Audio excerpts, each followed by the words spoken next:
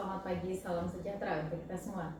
Perkenalkan, saya Fatur Rahmani, SPD MSI. Saya merupakan salah satu dosen di STKIP Harapan 5. Sebagai seorang dosen, tentunya saya sangat memahami peran dan kewajiban saya dalam melaksanakan Tridharma Perguruan Tinggi yang merupakan hal wajib untuk dilakukan oleh seorang dosen yang meliputi pengajaran, penelitian, dan pengabdian kepada masyarakat.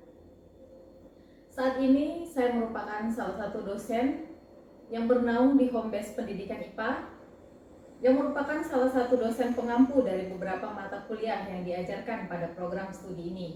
Pada kesempatan ini, saya akan menjelaskan terkait salah satu mata kuliah yang saya ampu selama menjadi dosen di STKIP Harapan 5. Salah satu mata kuliah yang saya ampu saat ini adalah mata kuliah pengantar laboratorium IPA.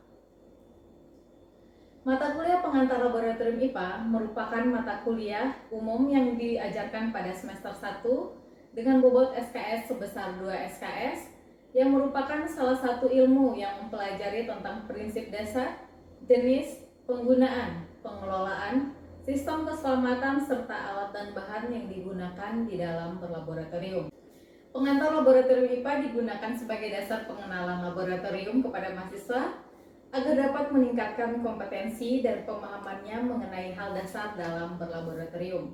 Mata kuliah ini memiliki 4 CPL yang akan dicapai, yang meliputi sikap, pengetahuan, keterampilan umum, serta keterampilan khusus.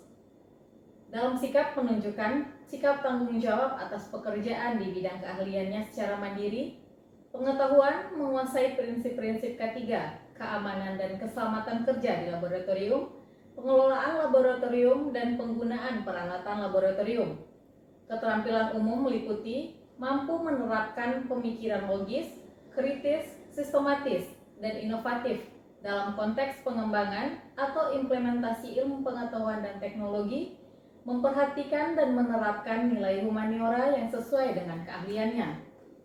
Keterampilan khusus mampu merencanakan, melaksanakan, dan mengevaluasi kegiatan kelaboratoriuman dalam rangka pelaksanaan pendekatan saintifik dengan memanfaatkan potensi sumber daya yang tersedia serta memperhatikan aspek keselamatan dan keamanan kerja di laboratorium. Dari CPL tersebut kemudian diturunkan menjadi CPMK, yakni CPMK pertama mampu menggunakan prinsip-prinsip dasar dalam mempelajari ilmu yang berkaitan dengan sistem manajemen, sistem administrasi dalam kelaboratoriuman. Yang kedua, mampu menguasai berbagai keterampilan dan teknik penggunaan alat laboratorium. Yang ketiga, mampu mengenali dan memahami bahan-bahan sederhana dan pembuatan larutan standar. Serta CPMK keempat adalah mampu menguasai dan menerapkan sistem keamanan dan keselamatan kerja di laboratorium. Selanjutnya dari CPMK kemudian akan dibagi ke dalam beberapa sub CPMK. Sub CPMK pertama adalah mampu memahami sistem manajemen serta sistem administrasi kelaboratoriuman. Sub CPMK 2 mampu memahami jenis, fungsi, dan sistem keamanan di laboratorium. Sub CPMK 3 mampu memahami jenis, fungsi, serta penggunaan alat laboratorium. Dan sub CPMK keempat adalah mampu memahami dan melakukan pembuatan larutan dasar di laboratorium. Dan dari sub CPMK kemudian akan dialokasikan ke dalam perkuliahan selama 4 kali perkuliahan tatap muka dan tidak termaksud ke dalam UTS dan UAS yang meliputi bahan kajian antara lain. Yang pertama adalah prinsip dasar pengelolaan laboratorium, kedua manajemen dan administrasi di laboratorium, yang ketiga adalah teknik berlaboratorium yang benar, yang keempat adalah keselamatan dan keamanan kerja di laboratorium, kelima, pengenalan dan penggunaan alat laboratorium, serta pengenalan bahan-bahan dan pembuatan larutan dasar di laboratorium. Mata kuliah ini akan diajarkan sesuai dengan situasi serta kebutuhan di lapangan, dengan sistem pembelajaran klasikal, penggunaan Zoom Meeting, Google Classroom, serta penggunaan e-learning STKIP Harapan 5. Metode perkuliahan yang digunakan adalah metode hybrid learning, artinya menggabungkan cara penyampaian materi daring serta tatap muka di dalam proses pembelajaran dengan penggunaan model pembelajaran yang menunjang proses belajar mahasiswa dan erat kaitannya dengan pengetahuan yang terstruktur dan dapat diajarkan dengan pola kegiatan yang bertahap secara terus-menerus Selangkah demi selangkah, serta mahasiswa dituntut untuk menyelesaikan permasalahan, menemukan jawaban, serta mempresentasikannya. Adapun bentuk penilaian yang digunakan di dalam pembelajaran ini adalah penilaian secara holistik atau penilaian yang dilakukan secara menyeluruh. Demikian penjelasan singkat yang dapat saya sampaikan mengenai mata kuliah pengantar laboratorium IPA ini. Selanjutnya, saya akan melaksanakan praktek mengajar dengan materi pengenalan alat-alat laboratorium. Sekian dari saya. Wabillahi taufiq wal hidayah. Wassalamualaikum warahmatullahi wabarakatuh. Bismillahirrahmanirrahim. Assalamualaikum warahmatullahi wabarakatuh. Waalaikumsalam warahmatullahi wabarakatuh. Selamat pagi anak-anak. Pagi, Bu. Bagaimana kabarnya hari ini? Alhamdulillah baik. Semoga kita semua selalu sehat dan selalu dalam lindungan Allah ya. Amin. Oke, pada pagi hari ini kita akan kembali belajar mengenai mata kuliah kita, yakni pengantar laboratorium IPA. Nah, hari ini merupakan hari pertemuan ke-6 kita ya. Untuk pertemuan kita yang ke-6 ini, kita akan mempelajari tentang alat-alat laboratorium. Jadi materi kita hari ini adalah pengenalan alat laboratorium. Ya, baiklah. Sebelum kita melakukan pengenalan terhadap alat laboratorium, sebaiknya kita harus mengetahui dulu laboratorium itu apa sih. Di pertemuan kemarin Ibu sudah menjelaskan beberapa hal mengenai laboratorium. Nah, untuk hari ini Ibu ingin bertanya sama kalian semua. Kira-kira kalian masih ingat nggak apa sih yang Anda ketahui tentang laboratorium? Ayo silakan. Oke. Laboratorium adalah tempat untuk mengadakan percobaan, penyelidikan dan sebagainya yang berhubungan dengan ilmu fisika, kimia, biologi dan sebagainya. Oke. Kemudian Tempat untuk melakukan penelitian ilmiah. oke. Ada lagi kira-kira? Ada yang tahu nggak? Kira-kira laboratorium itu apa? Selain tadi tempat untuk melakukan penelitian ilmiah dan sebagainya, mungkin ada namanya? Tempat untuk menyimpan alat-alat. Oke, tempat untuk menyimpan alat-alat laboratorium. Nah, agar kita satu pemahaman dan persepsi, ada beberapa teori yang menyatakan atau yang mengungkapkan bahwa laboratorium itu apa. Nah, ini nih salah satu pengertian laboratoriumnya. Laboratorium adalah sebagai salah satu sarana pendidikan kita yang merupakan tempat peserta didik berlatih dan kontak dengan objek yang dipelajari secara langsung, baik melalui pengamatan maupun percobaan. Ini menurut Bapak Sudaryanto pada tahun 1998. Kemudian yang kedua adalah secara lebih umum, laboratorium sendiri dapat diartikan sebagai suatu tempat dilakukannya percobaan dan penelitian. Jadi, kegiatan-kegiatan di laboratorium itu adalah kegiatan yang kita lakukan untuk melakukan penelitian dan percobaan. Ya, sampai sini kira-kira paham atau beda? Paham. Oke, bisa kita lanjutkan ya? Bisa. Oke, adapun peran dan fungsi laboratorium yang pertama adalah sebagai sumber belajar. Nah, artinya laboratorium di sini digunakan untuk memecahkan masalah yang berkaitan dengan ranah kognitif, afektif, serta psikomotor atau melakukan percobaan. Kemudian yang kedua, yaitu metode pendidikan di mana laboratorium sendiri digunakan sebagai tempat pengamatan dan percobaan. Nah, yang ketiga merupakan sarana penelitian di mana laboratorium sendiri merupakan tempat dilakukannya berbagai penelitian sehingga terbentuk pribadi peserta didik yang menyaksikan dunia.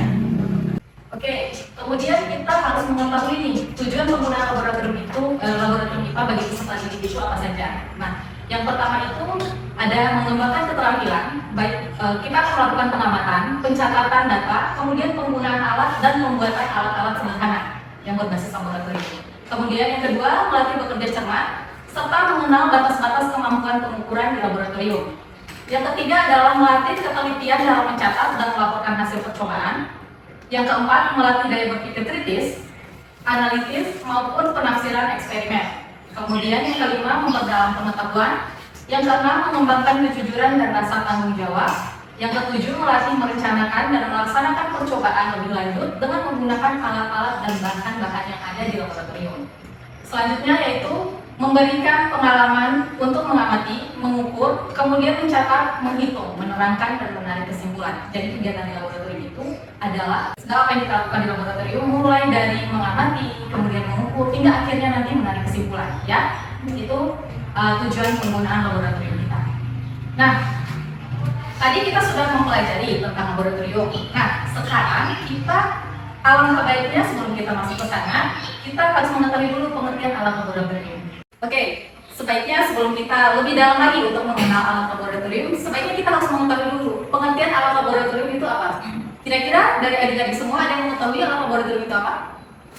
Silakan angkat tangan. Oke, silakan. Alat pendukung untuk melakukan praktikum. Oke, alat pendukung untuk melakukan praktikum. Ada lagi? Ayo, ada atau tidak? Tidak ada. Oke, tidak ada. Tadi ada temannya yang mengatakan bahwa alat laboratorium adalah alat yang mendukung ya di dalam kita melakukan kegiatan di laboratorium. Nah, kita harus ketahui bersama, alat laboratorium adalah alat yang digunakan untuk menunjang segala jenis kegiatan yang berkaitan dengan laboratorium yang terbuat dari kaca, kuarsa maupun plastik. Jadi di alat-alat laboratorium itu ada yang terbuat dari kaca, kuarsa maupun plastik. Jadi nggak semua kaca ya. Oke. Nah, di sini Ibu akan menampilkan alat-alat laboratorium sederhana, maaf ya. Nah, bisa dilihat dengan sesama nggak alat-alat laboratoriumnya? Pastinya dulu kalian sewaktu SMA sudah kenal nih alat ini. Ya. Nah, di situ ada beberapa ya, seperti ada tabung reaksi, kemudian spatula, mikroskop dan sebagainya. Ya, yang pastinya kalian lebih banyak tahu lagi sih dibandingkan ini. Nah, adapun alat-alat laboratorium yang memang kita gunakan secara umum di laboratorium, yang pertama adalah ada yang kenal ini nggak? Oke, itu namanya tabung reaksi ya. Nah, tabung reaksi sendiri adalah peralatan gelas yang terbuat dari kaca atau plastik. Kemudian memiliki volume, dia itu ada yang 50 sampai 200 mm ya, dengan diameternya 10 sampai 20.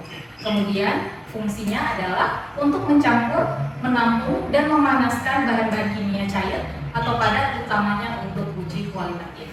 Jadi kan di waktu SMA kita ada tuh uji-uji kualitatif dan sebagainya, ada yang kita bakar dengan di atas dosen, ada tabung reaksi. Udah pernah? Udah. Oke, udah pernah. Berarti alat selanjutnya yaitu ada yang kenal ini. Ingat nggak? Oke, gelas. Itu namanya beker gelas atau gelas piala ya. Nah, gelas piala sendiri itu memiliki fungsi sebagai alat penampung lautan, cairan maupun agar. Ya. Kemudian dia volumenya itu ada yang 25 ml sampai dengan 3 liter. Oke. Jadi kita akan gunakan sesuai peruntukannya. Apabila kita melakukan bahan laboratorium semisalnya itu 500 ml, jadi kita bisa gunakan dia ukuran 500 ml. Ya. Pokoknya dia ukurannya dari 25 sampai 3 liter. Oke. Kemudian bahannya yaitu borosilikat atau plastik. Ya. Nah, kemudian selanjutnya ada ini. Ada yang masih ingat nggak ini apa? Ini namanya lagu Meyer ya, lagu Meyer. Nah, kira-kira waktu SMA, lagu Meyer ini digunakan untuk apa? Oke, buat mencampurkan larutan ya, mencampurkan larutan atau menggelapkan larutan, sehingga dia menjadi homogen atau bersatu. Ya, benar sekali. Terima kasih. Nah, Meyer ini merupakan jenis laboratorium yang berbentuk kerucut, agak kerucut ya, tampilannya, dengan ada silinder dan dasar yang datar. Jadi dia nggak bisa nggak bisa bulat dia alasnya, karena nanti pasti akan goyang-goyang kan. Nah, dia itu memiliki alas yang datar. Kemudian memiliki fungsi untuk mencampur larutan, benar sekali seperti yang Iin katakan. Kemudian mengukur dan menyimpan cairan. Jadi dia di sana ada ukurannya, tergantung dari besar atau kecilnya Meyer-nya. Dia ukurannya itu ada yang dari 50 ml sampai 1 liter. Ya. Nah, kemudian dia berbahan dasar dari borosilikat sehingga tahan ketika dipanaskan. Yang juga kan waktu SMA itu waktu kita ini kan dipanaskan, jadi aman saja. Kemudian masih ada ini lagi. Nah, ini beda dengan yang tadi, walaupun fungsinya sama, ya. Ini namanya lab ukur. Nah, lab ukur sendiri itu adalah alat kimia yang digunakan untuk mengencerkan larutan hingga mencapai volume tertentu. Jadi di lab ukur ini dia memiliki volume tertentu, dia ada batasnya, di sana ya, ada batasnya. Nah, memiliki tanda batas pada leher labu yang menunjukkan ukuran volumenya mulai dari 1 ml hingga 2 liter. Oke. Kemudian fungsinya adalah lab ukur sendiri digunakan sebagai wadah untuk memisahkan larutan kimia analitik dengan konsentrasi dan jumlah yang berakumulasi tinggi. Kemudian ukurannya dari 1 ml hingga 2 liter. Ya. Kemudian kira-kira apalagi ini alat-alat laboratorium yang kalian ketahui, yang masih kalian ingat, yang paling gampang. Kaca pembesar, Oke, kaca pembesar, ya. Terus apa lagi? mikroskop, Mikroskop, alat. Ya, terus apa lagi? alu buat menghancurkan. Ya, itu lubang dan alu ya, Ya. namanya. Oke, untuk menghancurkan bahan-bahan yang memang harus dihancurkan. Kemudian ada lagi? Pipet, tapi nggak tahu ini. Oke, pipet ya. Ya. Nanti di sana juga kita akan mempelajari tentang pipet. Nah, kita lanjutkan.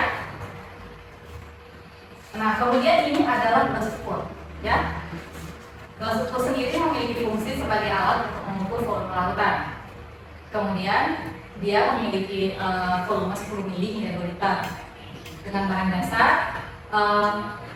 bahan dasar ada yang plastik, kemudian terbuat dari kaca dan kuarsa, ya. Dia umumnya berbentuk pipa. Ini digunakan untuk memindahkan larutan dengan ukuran tertentu, ya. Di sana dia ada ukurannya. Nah, kemudian seperti yang Iin tadi bilang, dia ada menemukan pipet tetes katanya. Pipet ya. Nah, ini nih. Kira-kira nih ada pertanyaan lagi. Pipet ini kegunaannya untuk apa sih? Untuk tahu larutan yang akan dimasukkan ke dalam, misalnya ke dalam tabung kimia itu. Jadi larutan yang dalam kondisi besar kita taruh ke dalam tabung maupun ke dalam gelas ukur dan lain sebagainya. Oke. Jadi simbolnya itu untuk memindahkan larutan. Ya. Tapi dia ini memang fungsinya untuk memindahkan larutan dari tempat yang satu ke tempat yang lainnya, tapi dia hanya memiliki ukuran yang kecil. Jadi setetes demi setetes saja. Iya. Jadi itu namanya pipet tetes ya. Oke. Pipet tetes sendiri digunakan untuk memindahkan volume cairan yang telah terukur. Alat ini terdiri dari beberapa jenis dengan bentuk dan fungsi yang berbeda ya, dan tingkat ketelitian yang berbeda. Dia ini bukan hanya dari kaca atau kuarsa, ada yang dari plastik juga. Yang biasa kalian temukan kan? Pakai kaca. Iya. Ada yang pakai kaca, ada yang enggak. Ada yang pakai plastik biasa. Cuman umumnya lebih baiknya kita menggunakan yang menggunakan kaca, ya. Nah, fungsinya tadi untuk memindahkan cairan dengan jumlah yang sangat kecil, yakni hanya berupa tetesan saja. Jadi kita nggak tahu nih satu tetesnya itu berapa mili, ya. Ya. Jadi fungsinya pipet tetes di sini apabila kita memindahkan ke labu ukur misalnya, sebelum tanda batas itu kan kita ragu nih untuk memindahkan. Nah, kita ragu untuk memindahkan, mau tambahin banyak-banyak, cuman nggak berani takut kelebihan. Jadi itu fungsi pipet tetes untuk memindahkan larutan sedikit demi sedikit hingga nanti tercapai pada tanda batas. Ya? Ya. Oke. Kemudian selain pipet tetes kita ada dua pipet lagi, dua jenis pipet agar kita ketahui bersama. Yang ini namanya pipet ukur. Ya, fungsinya sama seperti pipet tetes tadi, hanya saja pipet ukur ini dapat memindahkan larutan secara terukur sesuai dengan volume yang kita inginkan. Ya, misalnya kita memindahin 1 mili, kita nggak perlu menggunakan pipet tetes sambil mengukur berapa mili. Kalau menggunakan pipet ukur kita sudah ada ukurannya. Kemudian kita dapat memindahkan sesuai dengan ukuran yang memang kita mau, ya. Oke. Kemudian di pipet tetes ini sendiri juga terdapat skala yang menunjukkan volume yang dapat diambil dengan menggunakan pipet tersebut. Nah, kemudian volumenya itu ada yang 1 mili, 2 mili, 5 mili, 10 mili hingga 50 mili. Jadi ketika nanti adik-adik ingin memindahkan, misalnya saya memindahkan 45 mili Bu, silakan ngambil pipet ukur yang 50 mili. Kemudian kita menarik larutannya hingga 45 mili dan langsung bisa dipindahkan ya. Oke. Selanjutnya berbahan dasar kaca sih dia nggak ada berbahan dasar plastik. Nah, selanjutnya adalah pipet volume atau pipet golok ya. Ini sama saja seperti pipet ukur tadi, hanya saja dia ukurannya itu harus sudah terukur, dia langsung ada tulisan 1 mili, 5 mili. Dia tidak bisa kita gunakan untuk memindahkan cairan dengan volume 45 mili, itu nggak bisa. Jadi dia sudah ada ya satu ukuran, dia sudah punya ukuran tertentu. Kalau kita mau pindahin 1 mili, kita gunakan 1 mili, 5 mili kita gunakan 5 mili. Ya. Ini namanya pipet volume atau pipet gondok, memiliki ukuran yang lebih besar sehingga mampu memindahkan cairan dari wadah ke wadah. Dia punya gondokan di tengah, ya. Dia punya gondokan untuk menampung larutan seperti yang kita mau. Kemudian merupakan alat ukur kuantitatif dengan tingkat ketelitian yang paling tinggi dibanding pipet lainnya. karena kita maksudnya udah mau pindah 5 mili, udah 5 mili aja. Kalau kita yang pakai pipet ukur tadi kan kita masih was-was nih. Oh 45 mili-nya di atas atau di bawah ya? Ini udah 45 mili ya? Kalau ini langsung saja dia merupakan alat ukur kualitatif dengan tingkat ketelitian yang paling tinggi dibanding yang lain ya. Kemudian seperti yang sudah bilang tadi, dia ada bagian yang berhubung di tengahnya dan fungsinya untuk mengambil atau memindahkan larutan dalam volume yang tepat dan sesuai dengan label yang tertera pada bagian yang menggelembung tersebut ya. Volumenya itu dari 1 mili hingga 100 mili. Nah, kemudian yang terakhir adalah filler. Kalian kira-kira udah pernah lihat nggak? Pernah ketemu nggak alat ini? Filler, namanya filler. Belum. Saya pernah lihat. Lupa. Oke. Filler ini adalah pasangan daripada pipet ukur dan pipet volume yang kita pelajari tadi. Jadi jika tidak ada filler, dia tidak dapat menarik larutan. Ya. Oke. Nah, ini filler. Kemudian alat yang digunakan untuk menyedot larutan yang biasanya dipasang pada pangkal pipet. Pipet tadi tuh, pipet ukur sama pipet volume itu digunakan. Kemudian dilengkapi dengan karet yang resisten terhadap tangkinya. Ya. Jadi fungsinya dia ini adalah untuk menarik larutan yang kita gunakan atau yang kita pasangkan pada pipet volume dan pipet seperti itu ya.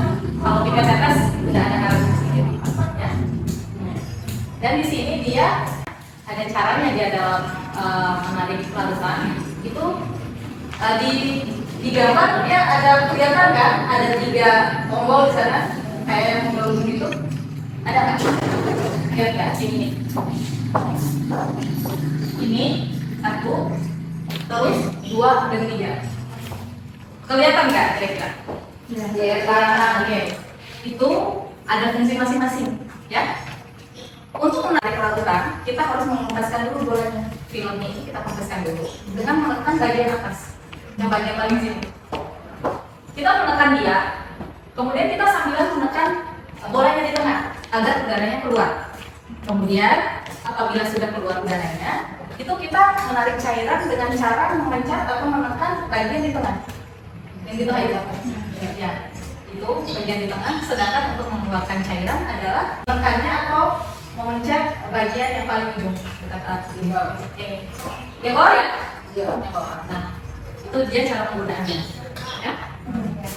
Setelah ini kira-kira ada pertanyaan nggak dari adik-adik sekalian? Oke, silakan. Saya mau tanya, kan biasanya tuh kalau kita beli sirup untuk anak-anak tuh ada digunakan jenis pipet. Itu tuh termasuk jenis pipet yang mana, Bu? Oke, pertanyaannya sangat bagus sekali ya. Jadi teman-teman juga harus memikirkan pipet yang ada di dalam sirup anak-anak itu termasuk ke dalam jenis pipet. Kira-kira Pipet tetes. tetes. Oke, alasannya apa? Alasannya karena kita bukan tidak membutuhkan pipet ukur, tapi agar lebih simpel dan takarannya juga pasti pas 1 kali juga. Mungkin dokter atau pihak apotekernya sudah tahu bahwa hanya beberapa mili saja jangkauannya untuk pipet anak. Oke. Tadi kan ditanya dia jenis apa? Oke. Jawabannya sudah benar ya. Itu termasuk ke dalam jenis pipet tetes karena dia hanya mampu memindahkan beberapa mili saja. Kalau bisa ya. Kalau untuk pipet yang berada di dalam obat atau tersebut. Bagaimana? Pada hari ini Ibu kebetulan ada membawakan beberapa alat-alat laboratorium yang memang biasa kita gunakan ketika kita melakukan pembelajaran atau eksperimen di laboratorium ya. Nah, ini ada beberapa alat yang memang Ibu bawa. Kira-kira ada yang masih ingat nggak? Ini namanya alat apa? Oke, Erlenmeyer ya. Oke, lagu Erlenmeyer. Nah, di sini seperti tadi Ibu bilang dia ada ukurannya, ya? Ada ukurannya. Kemudian selanjutnya ada yang masih ingat ini? Pipet tetes dari kaca. Kemudian dia memiliki filler, ya, filler plastik. Kemudian ini apa? Tabung reaksi. Oke, tabung reaksi ya. Ingat jangan lupa ini namanya tabung reaksi. Kemudian yang terakhir adalah gelas ukur. Oke, ini adalah gelas ukur ya, atau ikat gelas ya. Nah, Kemudian berhubung di sini kita sudah ada alat laboratoriumnya, sekarang ibu mau kalian untuk maju ke depan. Mungkin ada yang mau nih maju ke depan, mau coba pindahin larutan-larutan yang ada di depan, ya? Ayo silakan. Sambil nanti dipraktekkan ya sama teman-temannya cara pemindahan larutannya seperti apa. Nanti teman-temannya tolong perhatikan ke depan ya. Ya. Ini Idin akan memperagakan cara penggunaan pipet tetes pada teman-teman semua. Nah ini larutan yang kita gunakan.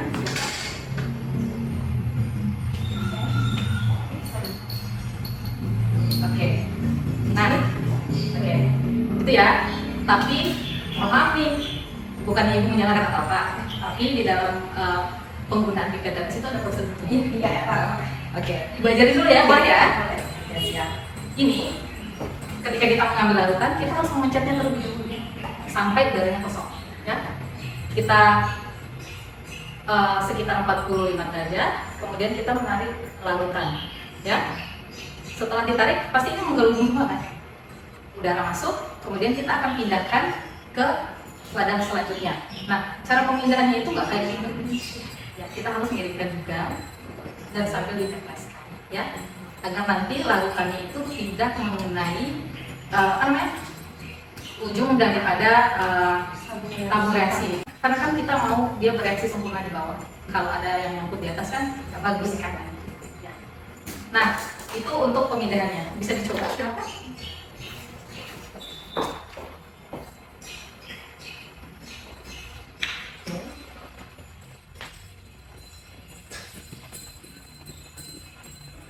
Seperti itu ya. Ya. Oke.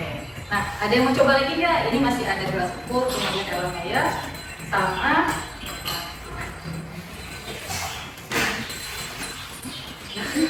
ada yang mau pindah lagi? Mau coba? Nggak ada.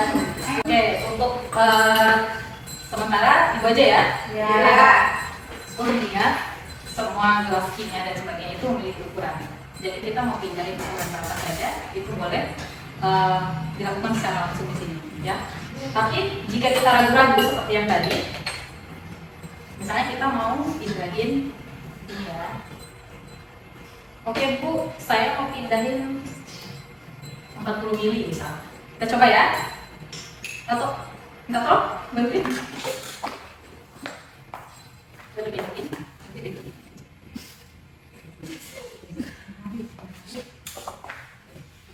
Diperhatikan ya teman-teman.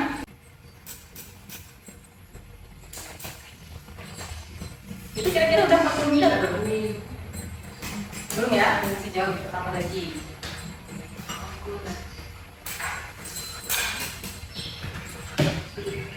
Hati-hati, jangan tambah lewat.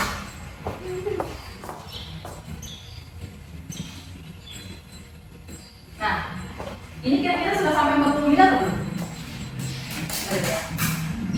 Bagaimana? Sudah.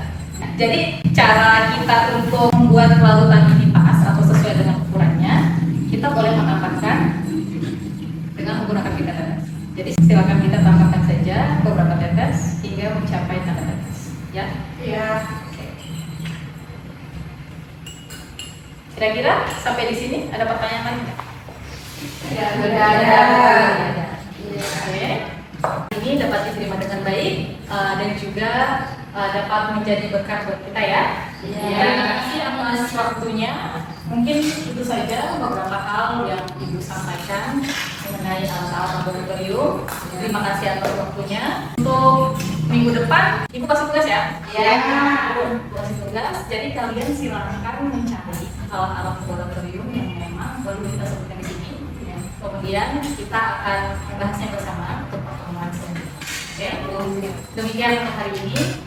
Wabillahi taufiq wal hidayah. Wassalamualaikum warahmatullahi wabarakatuh. Waalaikumsalam warahmatullahi wabarakatuh.